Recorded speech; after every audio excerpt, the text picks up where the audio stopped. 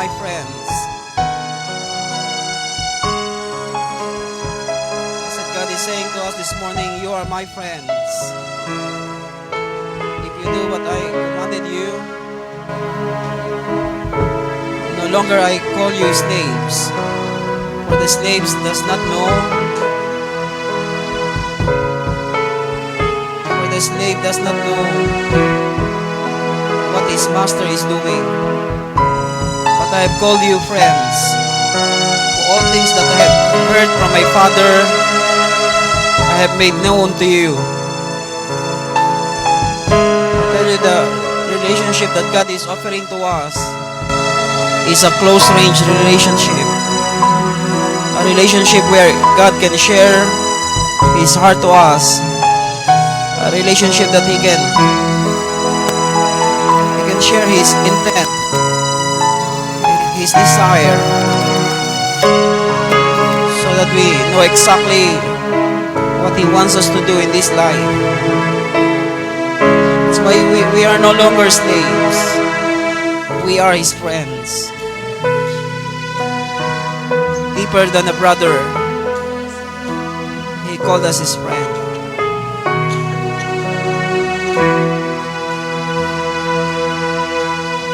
Father, we thank you this morning. Thank you for giving us this privilege to know you as our friend, to know you as our Father, to know you as the one who laid down your life for us. Oh, greater love has no one than this, that one laid down his life for his friend. Tell you, we are so important to Him.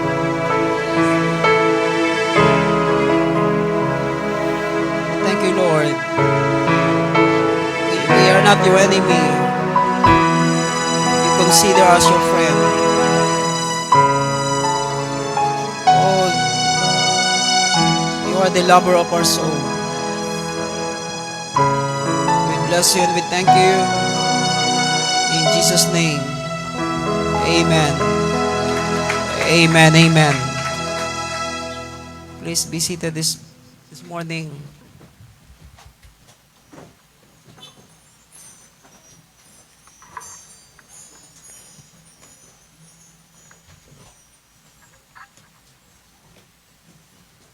Sorry, it's very hot. But for sure, it's not hotter than hell.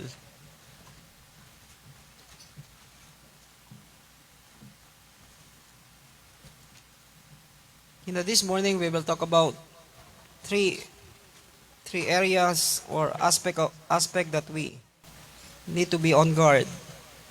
Three areas or aspect that we need to be on guard to ensure strength and stability in the church. Three areas or aspect that we need to be on guard to ensure strength and stability in the church. The last days is not an easy day. It will be a difficult day. But at the same time, it will be a glorious day. Amen. It will be a day of opportunity.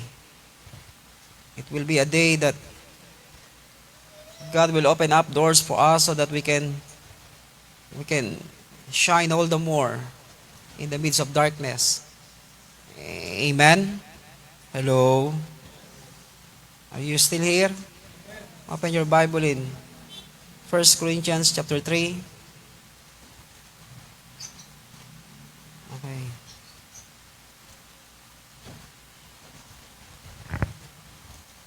First Corinthians chapter 3. Okay, three areas or aspects that we need to be on guard to ensure strength and stability in the church. 1 Corinthians chapter 3, verse 6 to 7. I planted, Apollos watered, but God was causing the growth. Amen. That's why it is God that will cause us to grow in Him. Amen. Also in Isaiah chapter 9, in verse 6 to 7.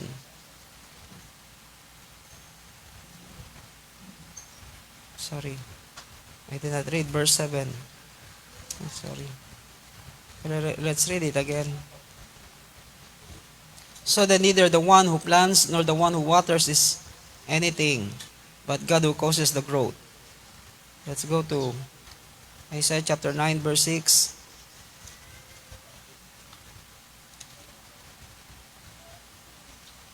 For a child will be born to us, a son will be given to us. The government will rest on his shoulders, and his name will be called Wonderful Counselor, Mighty God, Eternal Father, Prince of Peace. There will be no end to the increase of his government or of peace on the throne of David and over his kingdom, to establish it and to uphold it with justice and righteousness for then on and forevermore. The seal of the Lord of hosts will accomplish this. Amen. That's why there are three areas that we need to be on guard to make sure, to ensure that we are strong and we will become stable. Amen. Gusto ng Diyos tayo ay maging malakas. Amen. Manatiling malakas at matatag. Sabi ng commercial, subok na matibay, subok na matatag. Hello. Okay, write these things. Number one aspect that we need to be on guard is the spiritual aspect of the church. The spiritual aspect of the church. Amen. That's why we need to be on guard of our relationship with Him. Amen. This is spiritual aspect speaks about our relationship with God. This spiritual aspect speaks about our relationship with God.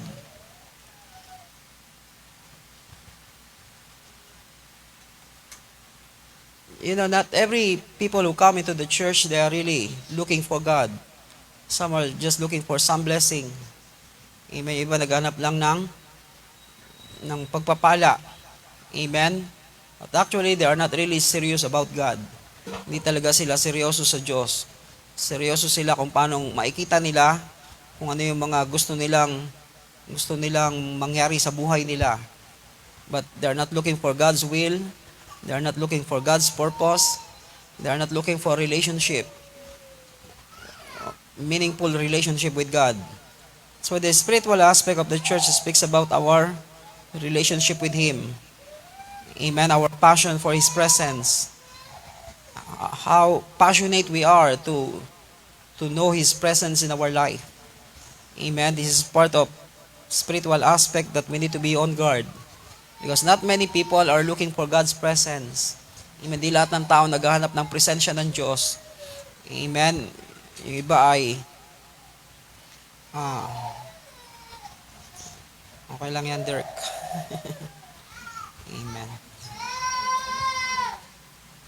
Mainit ang ulo ngayon ni Dirk, huwag kayo magulo. Amen. Mainit kasi ang panahon. That's why our passion for His presence, this is very important to us to be on guard with our life, that we are still looking for Him. Amen. Na siya yung hinahanap natin in spite and despite of difficulties or blessing that comes to us, still our passion must be for His presence. Amen. Yung passion natin ay nasa presensya pa rin ng Diyos. Diba? May mga tao na nung nagsisimula sila sa Diyos, they are not looking for anything. They are only looking for God. Pero habang tumatagal, habang pinagpapala sila ng Diyos, unti-unti nawawala yung passion nila sa Diyos.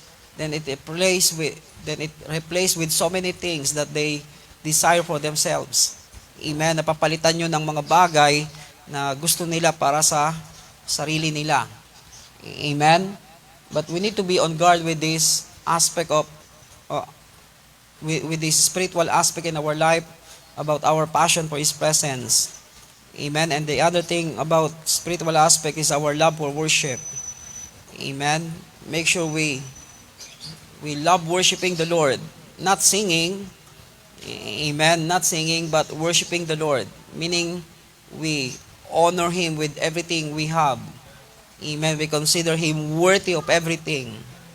I said we consider Him worthy of everything. That's the form that is a reasonable form of worship. Amen. Worship means He is worthy. Amen. Nothing else is worthy, only God. And every time we consider Him worthy of our best, worthy of our everything, worthy of our obedience, worthy of our love, then we are truly worshiping Him. Amen. Every time we obey God, every time we act on obedience, we are worshiping God. Amen. When God said to Abraham, offer your son, your only son Isaac, into one of the mountain that I will show you. Sabi roon, di ba, nung nagpaalam si Abraham doon sa mga alipin niya, sabi niya, stay here, we will worship God. We will go yonder and worship the Lord. Amen. That's why if we read the scripture, we understand that worship is obedience. Worship is obeying what God is commanding us to do. Amen. Not just singing worship song. Amen. But God gave us the song so that we can have we can use the song to express what is in our heart. Amen. Sometimes we need to borrow songs. Amen. We need to borrow words so that what you cannot express within yourselves, you can use that song to express. Amen. So that you can have the right word to say before God. Amen. But our love for worship, we need to be on guard of this aspect of our life. Hello. Not just every day we sing for Him. We can sing every day, but it doesn't mean we have love for worship. Amen. Because some people, they just sing and sing and sing. That's why this is dangerous in our days, because if we look at the media, di ba? Pag nakita mo yung mga nagko-concert ngayon, hello, when they sing the song, it electrifies the atmosphere. Hello. But if you look at their background, they don't have pastors, they don't have church. Hello. I tell you, it's dangerous, because this kind of projecting that they are worshiping God, and yet they don't know how to be, they don't have leaders above them. Hello. Wala silang leader. They are on their own. Hello. I'm not saying all of them, but you need to check where these people are, where these people are going. Saan nagpupunta yung mga tao na to? Hello, they are very popular, and yet ask them, who is your pastor? They don't have pastor. They don't have leader above them. Everybody must have somebody above their life so that we will be properly covered. If nobody speaks to you, if nobody speaks over your life, then you become dangerous. Hello. Because who will correct you? Amen. Because we are not always right. I said we are not always right. Even how high we are, still we must have somebody who can check with us. Hello. Amen. And these people are dangerous to the body of Christ, because some of them, nobody is checking them. Along the way, suddenly, one group of Christian musician, they said, one of the members of the group said, we just sing, we don't know what, sabi ng isa, nung time na yun kasi bata pa kami, basta kumakanta lang kami, hindi namin alam kung anong kinakanta namin. But they already earned billions. Hello. Then one process, I don't know who Christ is. Hey, they are very popular. You will be shocked if I will mention names. Then one said, oh, I'm a gay. But he already earned millions of dollars to the album that they wrote. Hey, this is important. That's why our love for worship is more than singing. Worship is we obey God in all that He is commanding us to do.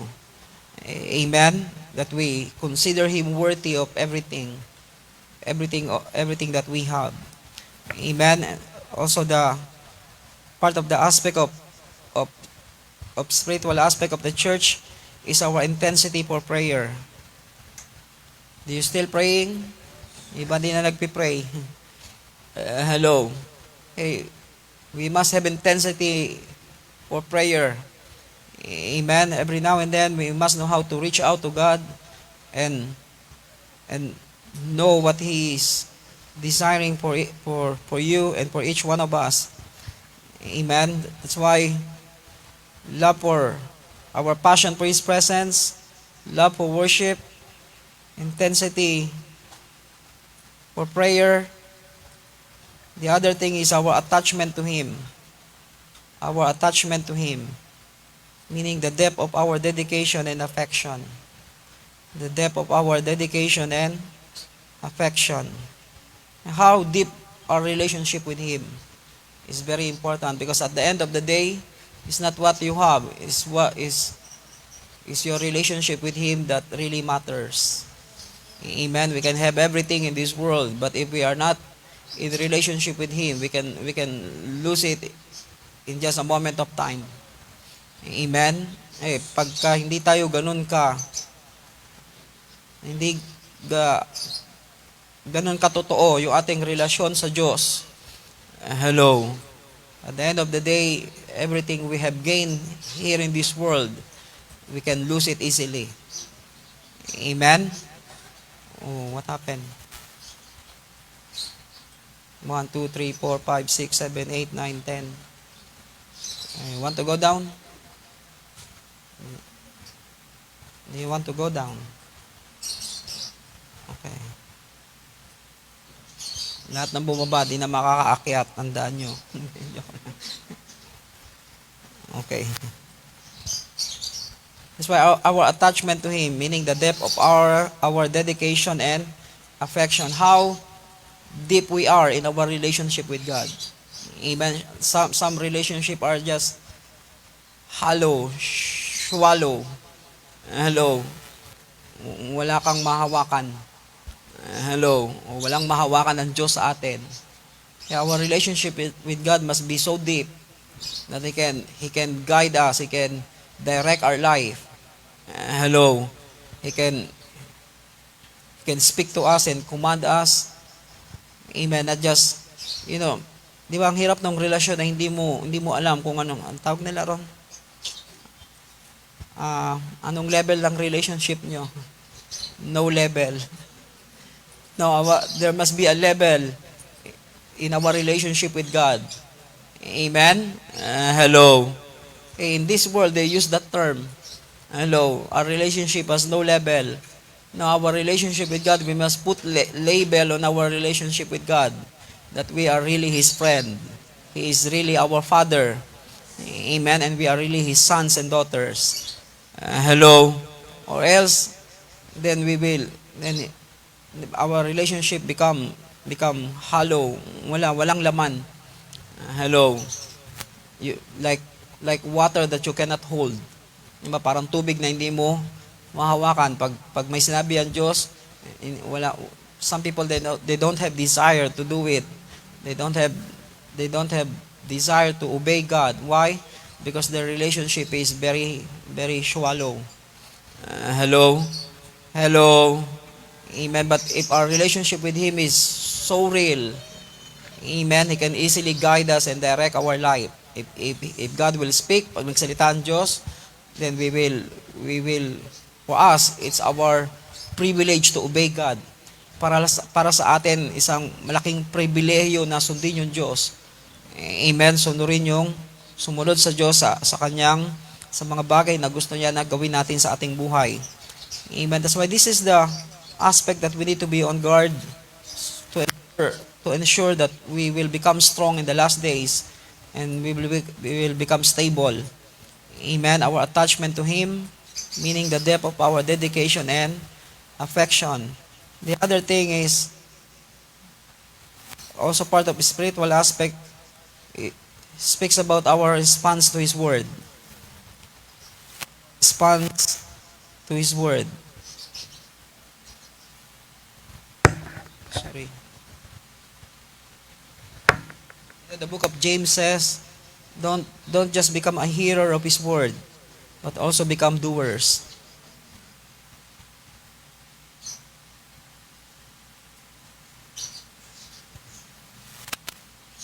Amen?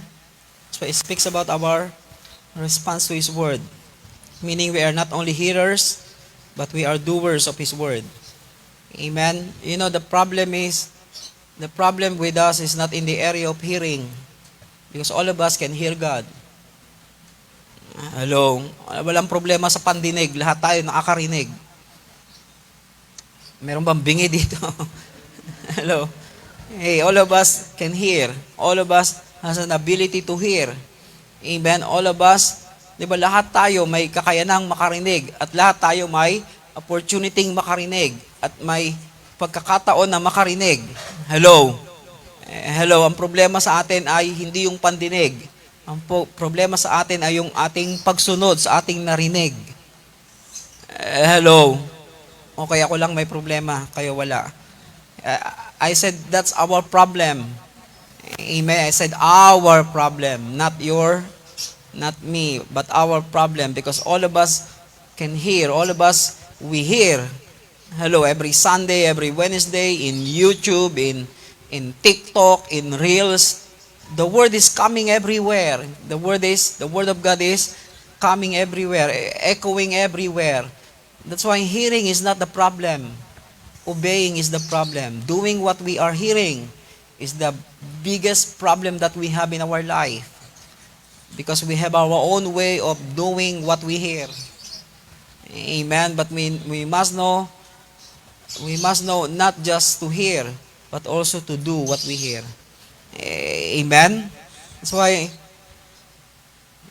the other part of the spiritual aspect, the first one is our relationship with Him. The second one is our response to His Word. That we are not only hearers, but doers of His Word. We are not hardening our hearts to the command of His Word. We are not hardening our heart to the command of His Word. That's why the Bible says, when you hear the Word, do not harden your heart. Pag narinig nyo ang tinig ng Diyos, huwag nyong pagmatigasin ang inyong puso. Amen. Sometimes God keeps speaking to us, but we harden our heart. We don't want to obey. We don't want to do what He is commanding us. But in this part of spiritual aspect that will make us strong and stable in the last days is when we are not only hearers, but we are doers, and when God speaks, we don't harden our heart. Amen. Because every time we harden our heart to what He is saying, we develop rebellion in our heart. I said we develop rebellion in our heart. Di ba yung mga bata ganon? Pagka sinabihan mo, magugas ka, mamaya na generation. Hello, teka lang. Hello, kundi mamaya na, teka lang. That's the popular word with this generation. Mamaya na, teka lang. Wait. Hello. Pagka yung iba, tag doon, yung iba social, wait. Hello. But it's the same meaning. They don't want to do. Hello, they don't want to obey. Open your Bible in the book of Hebrew.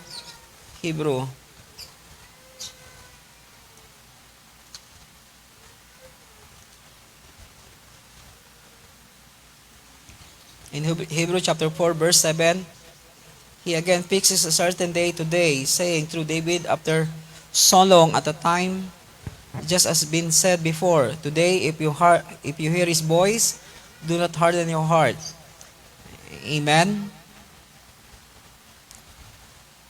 Also in chapter 3, chapter 3, verse 14, for we have become partakers of Christ, if we hold fast the beginning of our assurance firm until the end. While it is said, today if you hear His voice, do not harden your hearts, as when they provoke Him. In verse 16, for who provoked Him when they had heard? Did not all those who came out of Egypt, led by Moses, and with whom was he angry for 40 years? Was it not with those who sinned, whose bodies fell in the wilderness? And to whom did he swear that they would not enter to his rest, but to those who were disobedient? Amen? That's, that's why imagine when we don't obey God, we are developing spirit of rebellion in our heart. Amen? Tell your neighbor, obey the Lord. Amen? That's why we it's important for us to know how to respond to God's word in the right way. Open your Bible in Joshua chapter 1, in verse 8. So the aspect of the word, the aspect in responding to His word, that we are not only hearers, but we are doers.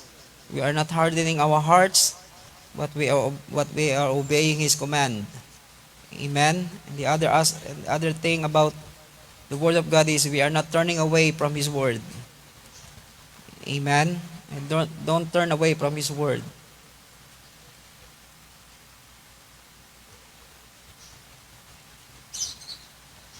In verse 8, this book of the law shall not depart from your mouth, but you shall meditate it day and night, so that you may be careful to do according to all that is written in it.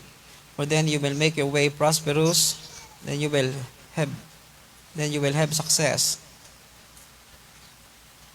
Okay, let's read verse 7 first.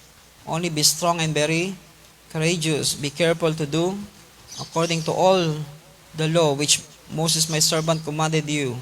Do not turn from it to the right or to the left, so that you may have success wherever you go. Amen. That's why success is not measured of what we have. Success is measured by how we obey God in everything that He commanded us. Amen. So many people, they have so many material things in this world, but God look at them as a rebellious people.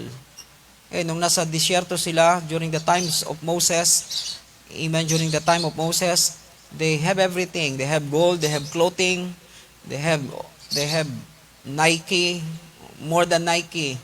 Yung Nike hindi tumatagal ng 10 taon. Yung suot nila sapatos, 40 years na, hindi pa rin naluluma. Walang sinabi yung Uniqlo sa damit na binigay ng Diyos sa kanila. 40 years, di naluluma, hindi bumabaho. Hindi sila naghanap ng dry cleaning o whatever na laundry shop. They don't need laundry shop, they don't need dry cleaning para sa damit nila. Why? Because what God gave to them is very unique. It lasts for 40 years. Imagine 40 years, yung sapatos nila, lumalaki kasabay ng paglaki ng paa nila. Yung damit nila, umaayon doon sa sukat ng katawan nila for 40 years. They don't need to go to tailoring shop. Ngayon, di pa pwede yun kasi gusto ng mga tao laging bago. Amen. But look at their life in the wilderness. Amen. They have everything and yet they rebel against God. Praise the Lord. Now I caught you. Some of you are already sleeping. Then later on it will be more louder. Are you awake? I said, are you awake? Then some of you, praise the Lord. I tell you, you will really praise the Lord. That's why don't fall into sleep. Amen? Amen. That's why we are not turning away from His word. Amen? Because when we stick with the word, when we obey the word, it will give us success. Amen? Tatawa tuloy ako sa inyo. Can you stand for a while? Okay. Amen. Because some of you, you're already on the third heaven. Iba na sa langit na naginip na. Kanina, hindi ko alam kung ilang beses ako na naginip. Itong madaling araw, bigla sabi ni Mami, uy, tumuloy uli, panaginip mo. Kasi nagising ako na naginip ako. Nakatulog ako ulit, mga 5 minuto lang yata, wala pa. Ayun na naman yung panaginip ko. And then, nagising na naman ako. Naginip na naman ako, mga ilang minuto. Nagdire-diretso.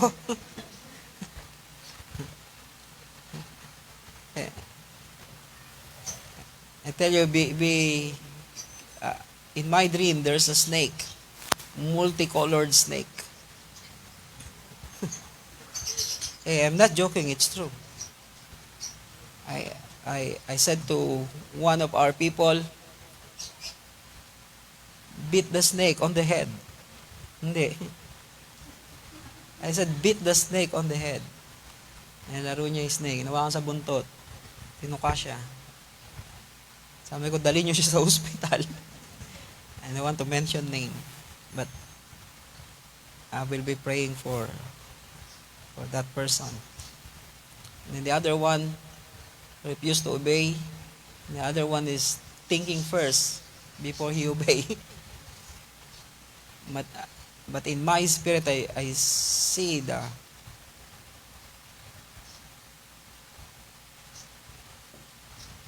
one who is beaten, the poison is already running on his body. Hey, I tell you, don't play with the snake. Hello. Amen. Beat the snake immediately on the head, not on the tail. Amen. So that he will have no chance to bite you. Hello. I don't know, but 3 times the dream continue until the dream is finished. Okay, you may be seated.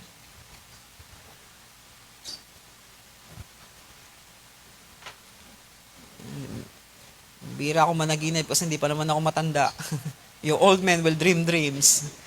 Hello. Your young men will prophesy. Your young men will see vision. Amen. Your old men will dream dreams. Hey, that's what the Bible says. Hello. Most of the time, God show you something. Parang hindi ko pa matanggap na still we're young. Hello, bata pa tayo, di ba? Okay, parang iba gusto na agad tumanda. Amen. That's why it speaks about our response to His Word. That's part of the aspect of spiritual life. Amen. Our response to His Word, meaning we are not turning away from His Word, but we know how to obey the Word. We know how to obey the Word carefully. Amen. That we are not turning to the left nor to the right, but we do exactly what God is commanding us to do. Amen. The other part of the spiritual aspect is about our dedication and commitment to God's work. Our dedication and commitment to God's work. Hey, that's part of spiritual aspect.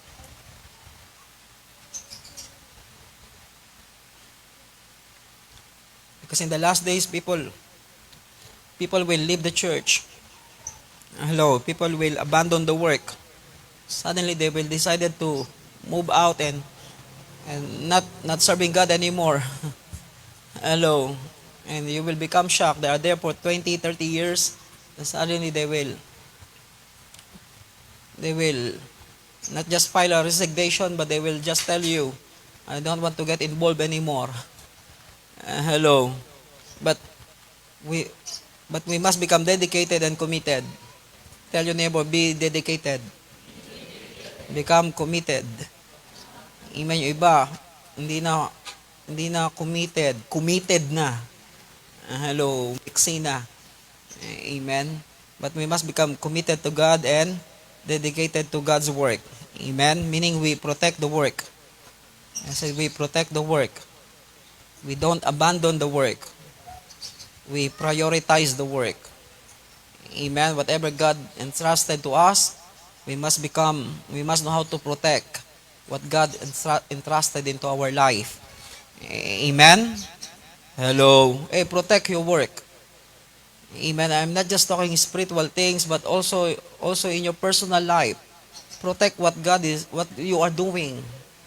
Hello. Everything we are talking here is not just about the church. You can apply it in your personal life. Hello. Hello. Hey, like obeying the word. It's not just, of course, first we need to know how to obey God, because our relationship with God will be always proportion in our relationship with the people. If we are obedient to God, surely we will become obedient to our parents. Surely we will become obedient to those who are above us. Hello. Amen. If we don't harden our heart to what we are hearing, and we are not only hearers, but we are doers, surely you will become promoted to your job. Hello. Hey, it's not just for the church, but it's also for our daily life. How we live our life daily. Because there's no such thing as spiritual and physical. Both are the same. Hey, don't separate the spiritual life and natural life. Our spiritual life will always reflect in our natural life. Hello. But some people, they have a different life in the church and different life outside. No, it must be the same life. Parehas yun. Amen? That's why it speaks about our response to the word, meaning we are not turning away from the word of God. And the other aspect of the spiritual, and the other aspect of the spiritual life of the church is our dedication and commitment to God's work. Amen. Meaning we protect the work. Protect what you are doing. Make sure nobody will destroy what you are doing. Especially if it is for God, for your family, for your future. Make sure you protect it. I said make sure you protect it. Amen. The next thing about our dedication and commitment, we don't abandon the work. We don't abandon the work. Amen. Don't suddenly do another thing. Make sure before you leave that place, you finish what you're supposed to do. Amen. Yung iba laging kalahati lang natatapos, mag-iiba na naman. Hello. Yung iba wala nang natapos. Nalala ko yung dati namin kasama sa church, nakailang kurso na siya. Kung kailan pag-graduate na, tsaka magbabago ng kurso uli. No, don't abandon what you had begun. Make sure you will finish what you had begun. Amen. Yung sinimulan mo, tapusin mo. Parang si Fernando po. Palabas ni Fernando po. Umpisa mo, tatapusin ko. Yung mga bata, di alam yon. It's during our time. That's why we don't abandon the work. In the church, whether it is in the church, in your job, di ba, pag sa trabaho nyo, hindi nyo tinapos trabaho nyo, bukas wala na kayong trabaho. Hello. Amen. Subukan nyo. Di ba? But in the church, people are doing funny things. Hello. They will start, but they will not finish. They will abandon. Bago sabihin, tingnan natin kung anong mangyayari pag iniwan ko to. Di iwan mo. God will always raise up somebody to finish what you don't finish. Hello? But in outside, if you don't finish your work, you will have no work tomorrow. Hello? In the church, it's a different thing. But God will always have a man or woman that will finish the job. If the person whom he trusted first will abandon it. So tell your neighbor, do not abandon the work. Amen. The other thing is prioritize the work. Amen. We prioritize the work.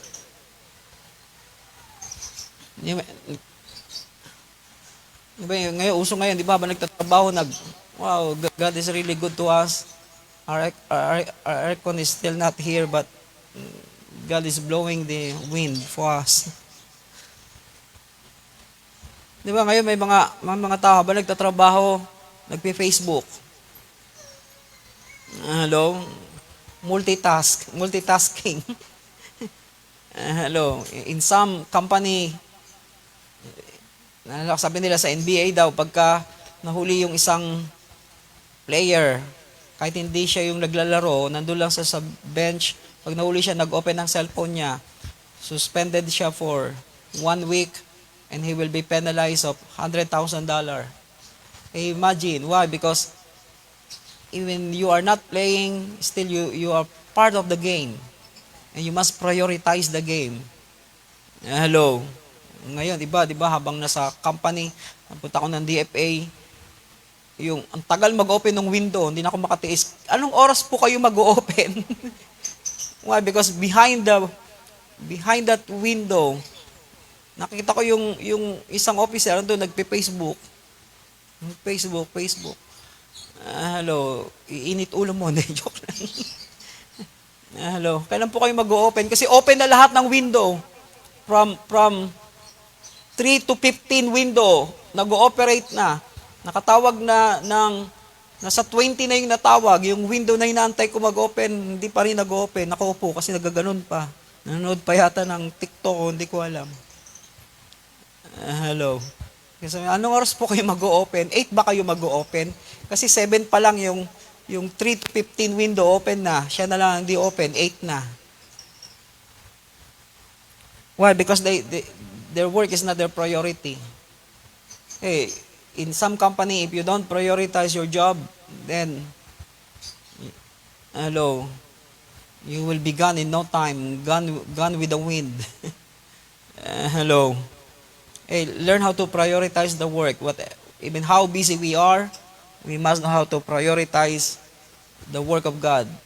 Amen. God's work that He entrusted into our life. So that in the last days, we will become strong and stable.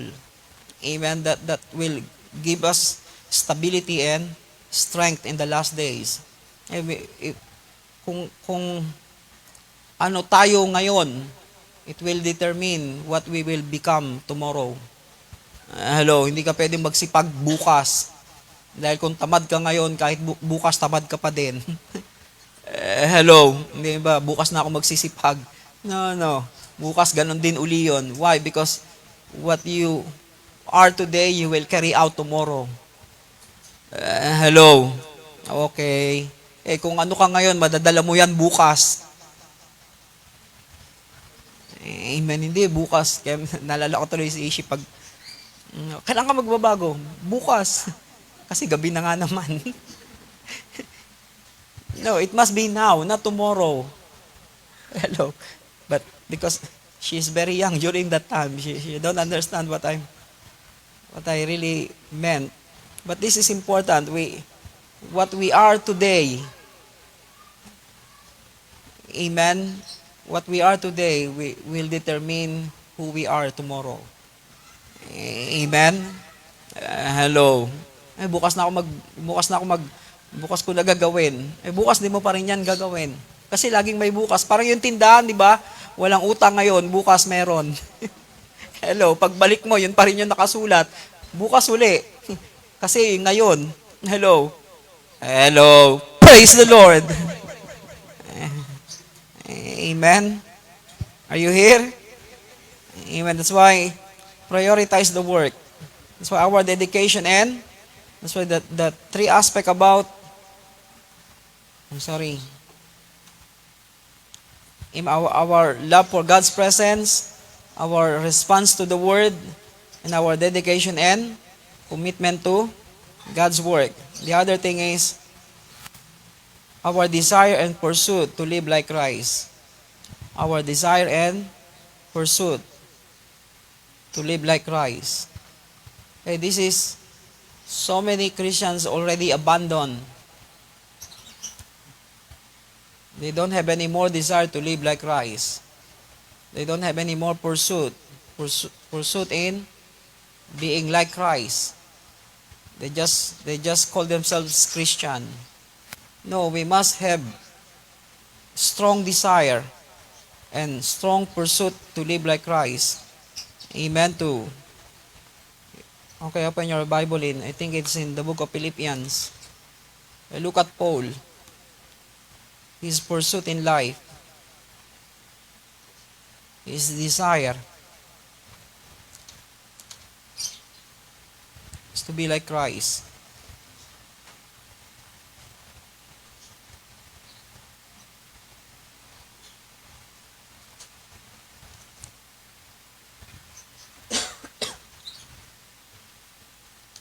Chapter 3. This is Paul's goal in life. What is your goal in life? in your Christian life. And so many people have no goal in their Christian life. The only goal they have is they will go to heaven, they will live a, live a prosperous life. I don't know.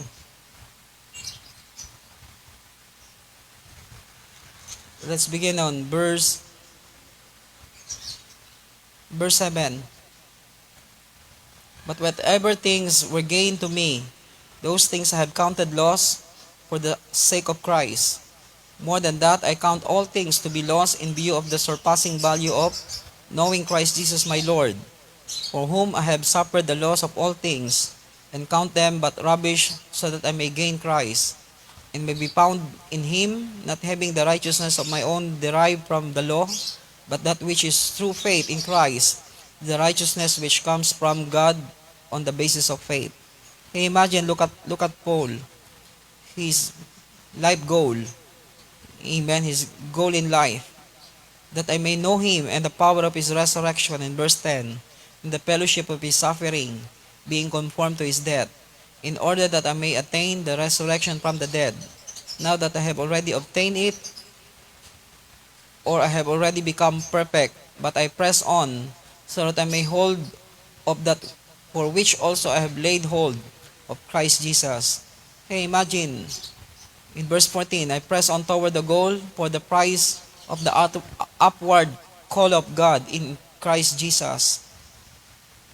Let us therefore, as many as are perfect, have this attitude, that if in anything you have a different attitude, God will reveal that also to you. Hey, imagine the goal of Paul in his Christian life, not just to be somebody, but to be like Christ. Hello. Hey, what is your goal in life? What is your goal in Christian life? To go to church every Sunday, sing to joyful song, to worship song, utter some prayer, some words in prayer, and give some tips and offerings to the church. No, that's not our Christian life. That's only part. But the total goal of our Christian life is to be like Christ. Hello. I tell you, so many Christians already abandoned this pursuit in life. They don't pursue it anymore. For them, it's difficult. For them, it's impossible. But God made it possible for us. I said God made it possible for us. The Bible says nothing is impossible to Him, to those who believe. Amen. Do you believe we can be like Him? Yes, we can be like Him in every aspect, in every manner. Hello. How? Because the Holy Spirit is sent into our heart. I said the Holy Spirit is sent into our heart. Yung banal na Espiritu ay dinala ng Diyos sa ating buhay, sa ating mga puso. Kung susundin natin yung Espiritu ng Diyos na nilagay niya sa ating buhay, surely we can live like Christ. Surely the Holy Spirit that is in us, so that we can act like Him. Hello. We can minister like Him. We can have His attitude. We can have His character. We can have His likeness in our life, because that is the goal of God, why He created us, so that we become like His Son. Hello. Amen. That's why Christ likeness in character. That's our desire and pursue it to live like Christ, the Son to the Father. We become like Christ, a son to the Father.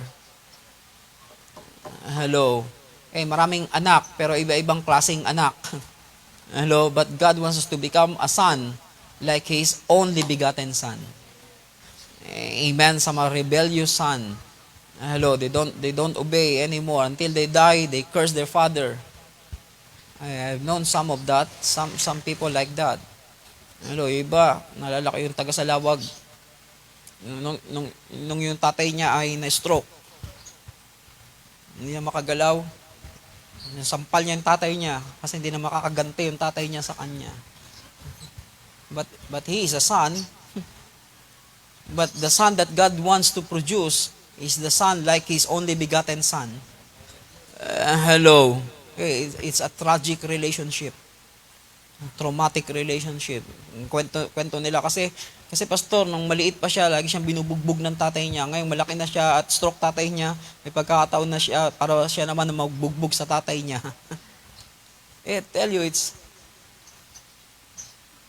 that's why God will make sure when we go up to heaven, there will be no second devil. Hello, palagay nyo, pag akyat natin sa langit, pag ang mga tao akyat sa langit, pag di nagbago, baka merong pangalawang Lucifer, pangatlong Lucifer, panglimang Lucifer. No, God will not allow it to happen anymore.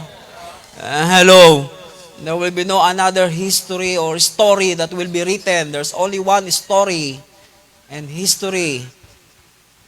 God will change everything according to His plan and His purpose from eternity. Amen. From infinity and beyond. Okay, you don't know the movie. Hello, Buzz Lightyear. Are you still here? Okay. Then the second point, the second aspect is about the mentality aspect of the church. The mentality aspect of the church. Sorry. The mentality aspect of the church. Okay, our mind must be changed. I said our mind must be changed. The Bible says in Romans chapter 12, I urge you, brethren, by the mercies of God, to present your life as a living sacrifice, holy and acceptable to God. Okay, open your Bible. I beseech you, brethren. Therefore, I urge you, brethren, by the mercies of God, to present your bodies a living sacrifice and holy sacrifice, acceptable to God, which is your spiritual service of worship. And do not be conformed to this world, but be transformed by the renewing of your mind. That's why the mind aspect, amen, the mentality aspect. That's why so many churches are everywhere. Churches are everywhere, and yet there is no change in the society. There's no change in the environment. Why? Because most Christians' mind are not renewed. Minsan yung mga born again pa nakikipag-away sa kalsada, sa traffic. Hello. Magugulat ka, born again pala nakikipag-away. Yung isa naman, sino bang boss mo? Di si Lord Jesus. Hello, ayaw niya magpahuli sa MMDA, ayaw niya pabigay yung lisensya niya kasi magagalit daw yung boss niya nung taga Green Hills, di ba? Ayaw ko, taga GCF, sorry. Siya, sino ba ang boss mo? Ba't ayaw mo ibigay yung lisensya mo? Pakita mo na lang, hindi ko kukunin. Hindi, magagalit yung boss ko. Sino ba ang boss mo? Si Lord Jesus Christ. Hey, why? Because their mind are not renewed. Because if our mind are renewed, then we will be transformed. Hello, there will be drastic change in our life because everything starts with the mind. All our actions starts with the mind. All the words that we speak out of our mouth starts with our mind. Hello, that's why if our mind is renewed, our word will change. Our attitude will change. Our action will change. Hello. That's why the mentality aspect is very important because it will ensure our strength and stability in the last days. Not every now and then we are shaking. Not every now and then we are moved and tossed to and fro by the winds of this world. No, God wants us to become stable. God wants us to become strong. How? By breaking the boundaries of our mind. That's why there must be constant flow of revelation, meaning we must be always in the place that God can speak to us. We must be in a close range that we can easily hear God's voice, na madali nating marinig yung tinig ng Diyos, madali nating marinig yung salita ng Diyos, madali nating matagpuan yung kung ano yung sinasabi ng Diyos. Dahil kung malayo tayo, then malayo rin tayo sa pagbabago. Hello. Praise the Lord. Amen? Nadidinig nyo sa likod? Amen. Alala ko sa Cagayan, nagpipreach ako, bigla nawala ng ilaw. Ang dilim. I preach about casting out demons. Tapos madilim. Hello. Nakita ko yung ipis, biglang doon, gumagapang malapit sa mga tao. Inapakan ko agad. Kasi alam niyo kung bakit? Ang mga Kristiyano, matapang pag sa demonyo, pero pag sa ipis, nagtatakbuhan. Sabi ko, bago pa kayo ma-expose, pinatay ko na yung ipis. Tell you, this is important because if our mind is not renewed, then there will be no real transformation. Even there will be no real stability in our Christian life. Hello. Somebody must act immediately. Hello. That's why there will be no. Hello, sound test. Wala din. Pag nagko-conference kami sa Cagayan de Oro, 3 mic, palit-palit, naubos ang baterya. Hello, sound test. Praise. That's why the mentality aspect. That's why every now and then, God's word must come to us. Hello, we must hear God at a very close range. Amen. And di ba, if you read the Bible in 1 Samuel chapter 3, di ba bakit nagkaroon ng declining ng the society goes into decline? Hello, why? Because the word is not coming anymore. Wala nang tinig ang Diyos, wala nang pangitain. The word of this world will change your life, will change your mind. Only God's word can bring renewal in our mind. Amen? Amen. That's why the Bible says, and do not be conformed to this world, but be transformed. How? By the renewing of your mind. That's why if our mind is renewed, then there will be real transformation. Amen? Kaya magugulat ka, yung mga born again, yung pa yung laging nakikipag-away, nakikipagtalo, hello, hindi palulupig, hello, hello, this is true, amen, hindi, karapatan natin yun, oh, sometimes you must know how to let go your rights for the sake of righteousness, hello, amen, kaya nga diba nung babautismohan ni John the Baptist si Jesus, sabi ni Jesus, bautismohan mo ako, sabi ni John, di, ako ang dapat bautismohan mo, dahil mas higher ka sa akin, these things must be done for the sake of righteousness. Hello, amen, but some people, they push their rights, you still have left, hello, amen, hindi lang kanan meron ka, may kaliwa ka din, hello, so this is the time for us to allow God to keep speaking to us. Amen? Amen. Dapat tayo ay laging nasa lugar na kung saan madali nating marinig ang tinig ng Diyos na magbabago ng isip natin. Magbabago ng puso natin. Amen. We must be in a firing range of receiving God's word. We must be in a place that we can easily hear God and God can easily speak to us. Not you only speaking to God, but God can speak to you in every aspect of our life, in every situation that we go through in life, God can speak. Hello, I said God can speak so that the boundaries of our mind will break. Amen na. Hello, yung iba ay narrow-minded o single-minded. Hello, walang ibang nakikita God wants to break the boundaries of our mind so that we can see every side, every aspect. Hello, that life is not just money, life is not just material things, life is God. I said life is God. Amen. That's why the constant flow of revelation that break the boundaries of our mind. Amen. The word will also update and upgrade us. The word will also updated and upgraded us to what God is doing and what God is saying for us to stay relevant and effective in doing God's purpose. The word will update and upgrade us to what God is doing and what God is saying for us to stay relevant and effective in doing God's purpose. Even in your life, di ba? Pagka ang alam mo pa rin yung typewriter, wala na mag-hire sa'yo.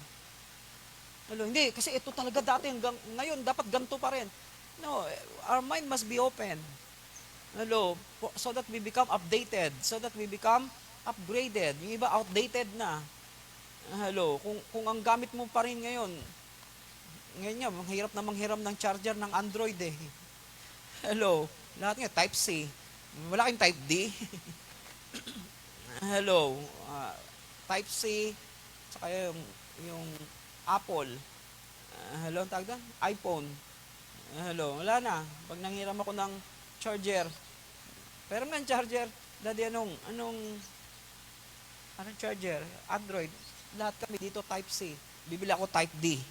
Wala rin makakahiram. Hindi ko rin alam kung ano yun. Okay, we must be updated and upgraded. Meaning we must become open for change. I said we must become open for change so that we can stay relevant. Hello, even in your job, di ba, sa mga trabaho nyo, di ba, at least once, di ba, at least once a year, o isang buwan sa isang taon, di ba, may seminar kayo, may upgrading kayo. Hello. Kung iba hindi, ganun pa rin. No, di ba, minsan, if you are involved in woodworks, then you look around. Di ba, punta ka sa ibang furniture, punta ka sa ibang site na ano na yung latest design, ano na yung mga bagong design ngayon, so that ngayon yung iba, di ba, makita mo ibang furniture works ngayon, mga ukit-ukit pa rin, na kala mo panahon pa rin ng Roman Empire. Hello, no, it's a modern day.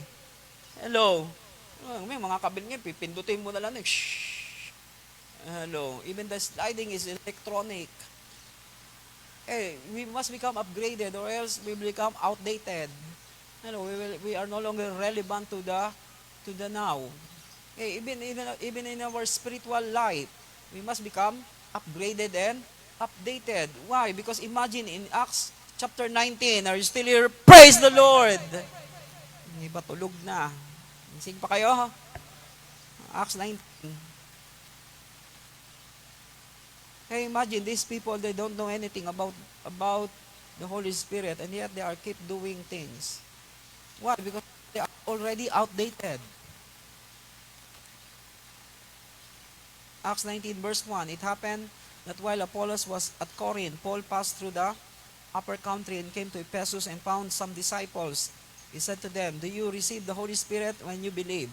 Imagine in Acts chapter 2, the Holy Spirit was already received by the apostles.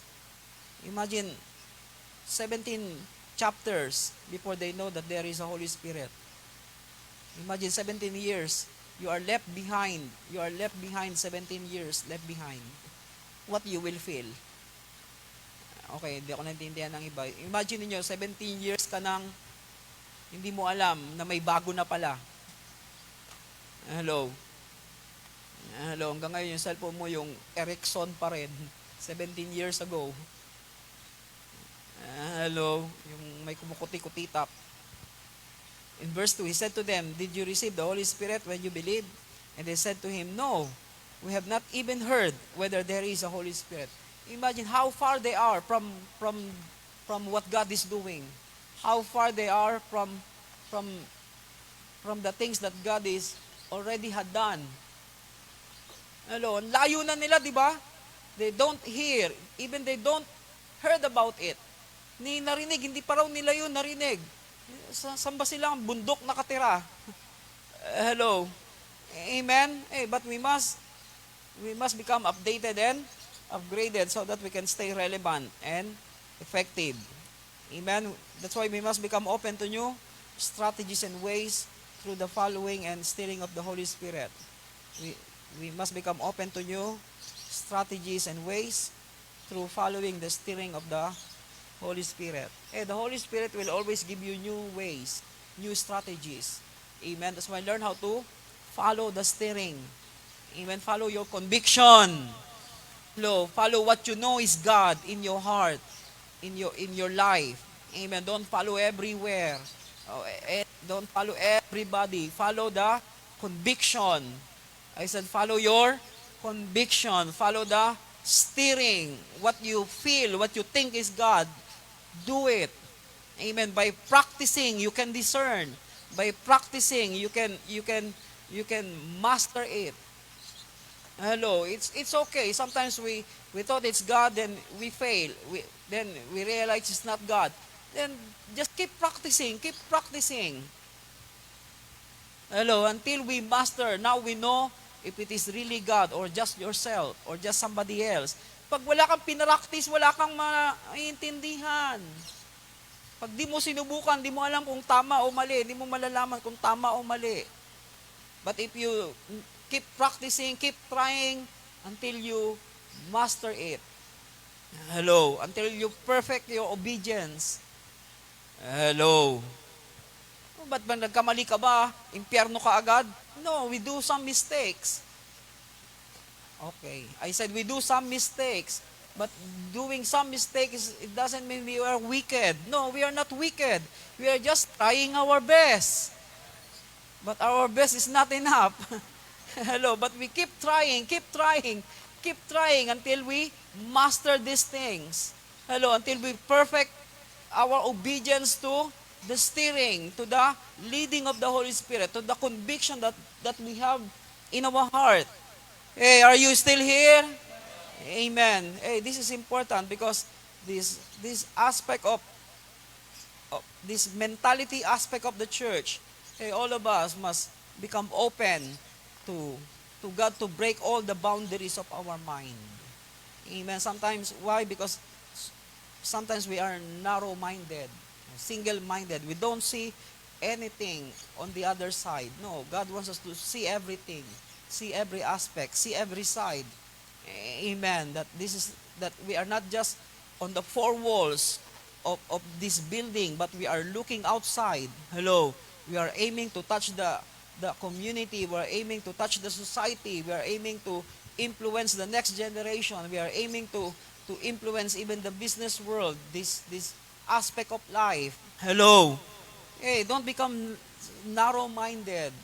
Allow God to break all the boundaries of our mind. Amen. And point number 3, the last point, is the relational aspect of the church. One is spiritual, the other thing is the mentality, the number 3 is the relational aspect. Speaks about covenant relationship. Speaks about covenant relationship in fulfilling destiny together.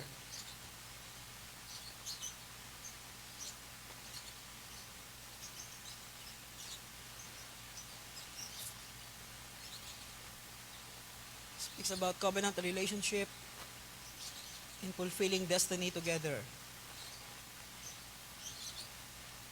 That's why our relationship must be committed for advancement.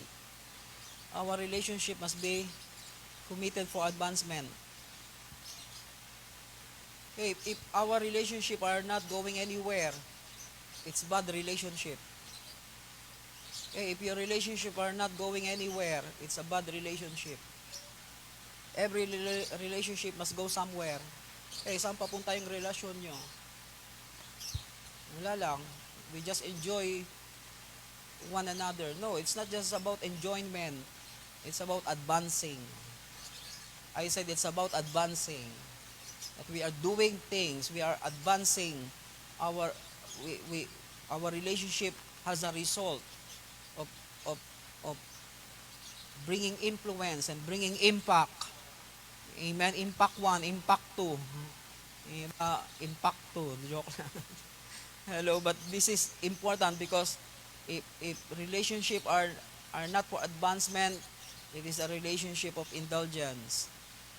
Hello, but every relationship must be for advancement, meaning healthy level of working relationship. Amen, that we are not poison to one another, but we are inspiration to one another. Hello, ang tawag nila ron?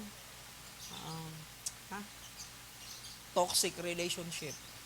Hello, we are not toxic to one another, but we are inspiration to one another. May ka toxic eh, joke lang. But we know how to inspire one another. Amen. Hello.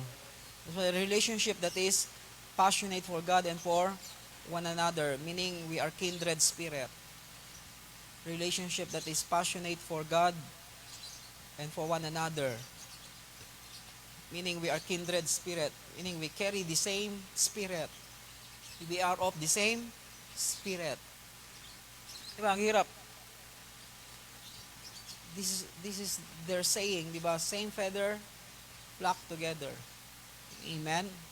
Nakita ko tuloy yung sa TikTok ba yun? Yung bibe, nawalan siya ng anak. Kasi lahat ng anak niya sumama dun sa inahing manok.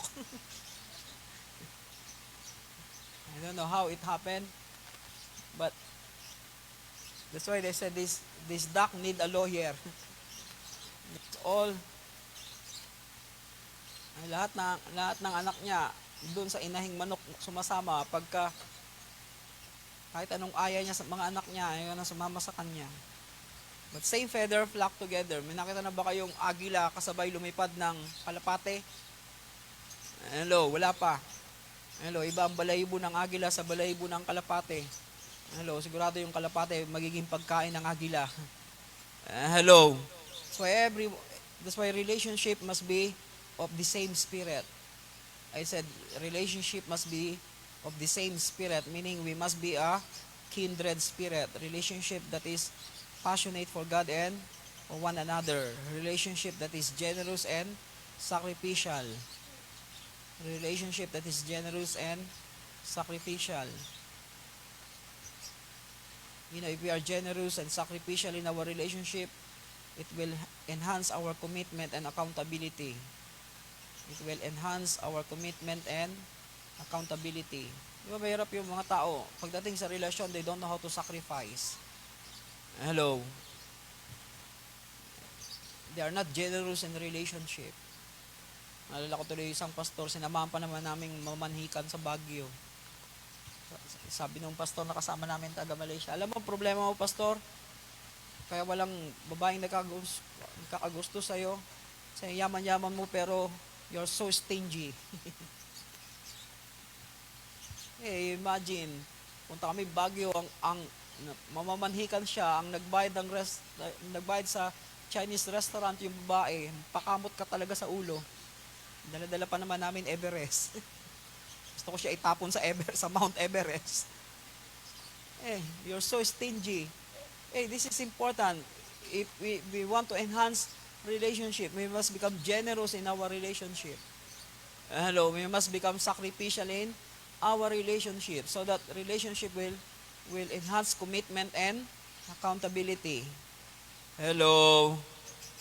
The relationship that are governed of the Spirit. Relationship that are governed of the Spirit, meaning we know who is anointed and appointed by God, meaning we know who is above us. Hello. We know who is for us. All these things are important in the last days, because if you don't know who is anointed and appointed by God over your life, you will be led by people who are not really appointed by God for your life. Okay, I will repeat that statement. If we don't know who is anointed and appointed by God over your life, somebody will lead you astray in the last days. Hello? That's why so many deception everywhere. Why? Because so many Christians, they don't know who is appointed and anointed by God to lead them. Lahat pinapainggan nila, lahat sinusundan nila sa YouTube, sa TikTok, sa Reel, sa Instagram, saan pa? Di ba lahat? Ang daming preacher. Lahat preacher sa YouTube, lahat. Yung iba wala nang church, hindi na nagpupunta sa church.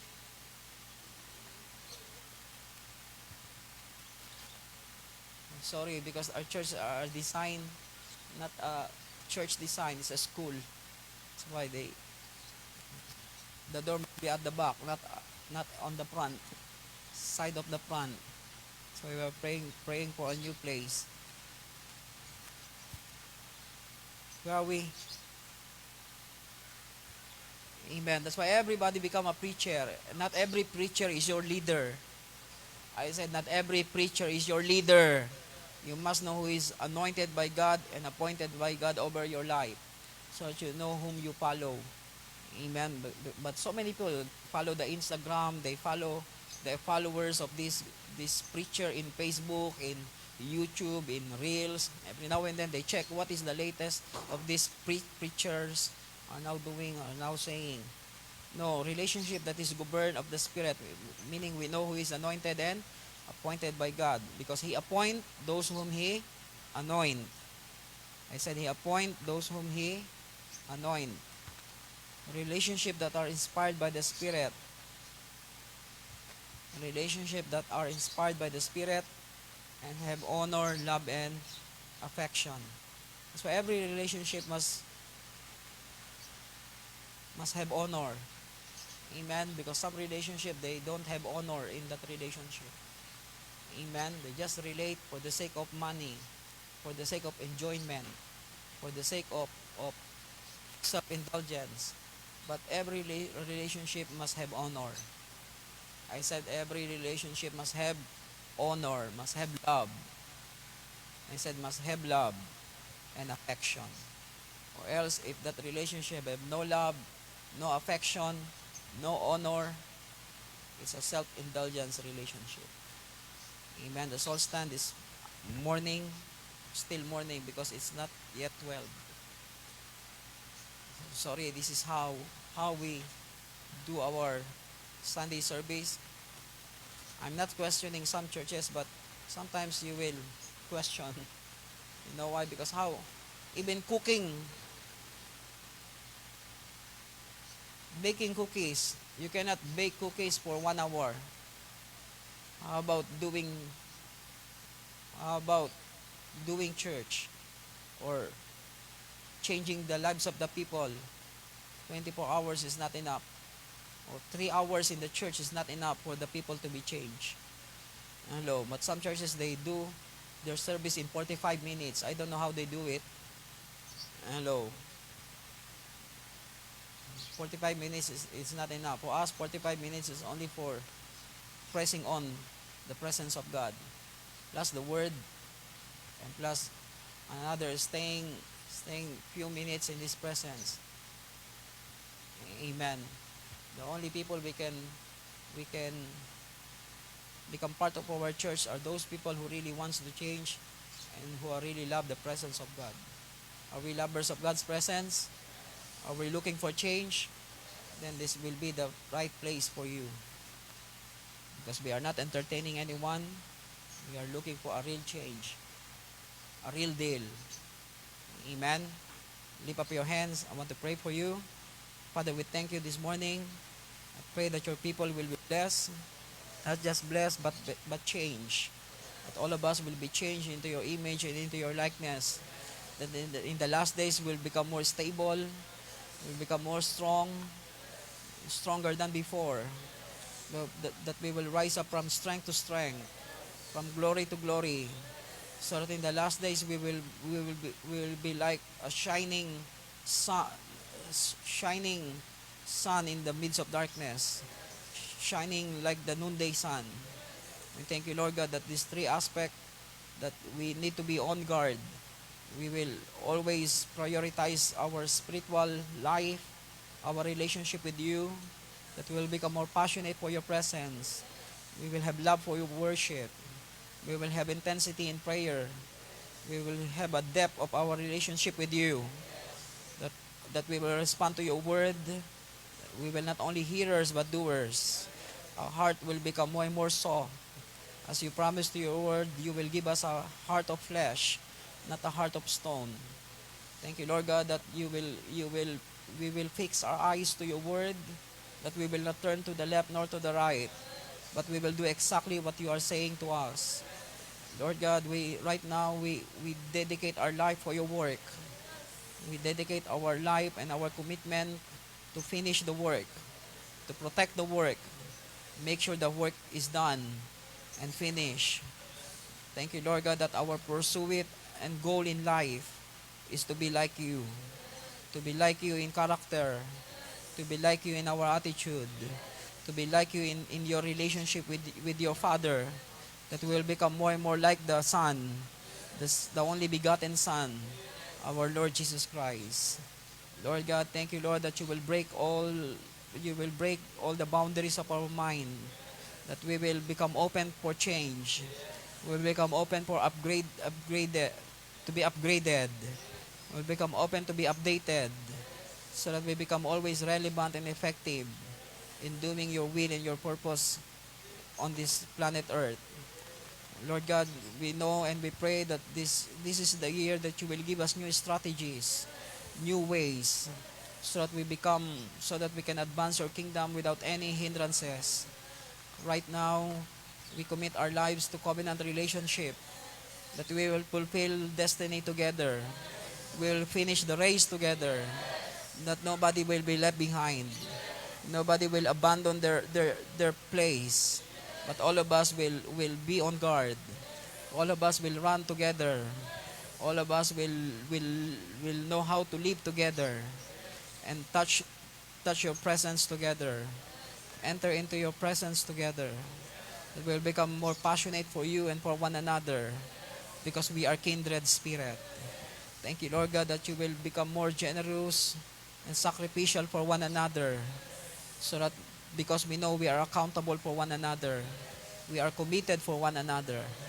Thank you, Lord God, that this relationship will bring us into a place of knowing whom you are appointed over our life, whom you are anointed, appointed to lead us, so that we know exactly where you want us to go. Thank you, Lord God, that our relationship, we will always have honor our relationship. Honor our relationship with you, honor our relationship with one another, and have love for this relationship, and have affection for this relationship. I pray right now that every family will be blessed. Those who are sick will be healed. Those who are weak will be strong. Right now in Jesus' name. Bless all the works of their hands. Lord God, right now I bless all of them and those who are connected with them. Thank you, Lord God. Right now, we bless you and we thank you. In Jesus' name. Amen. Amen. Amen. Okay, is there anyone?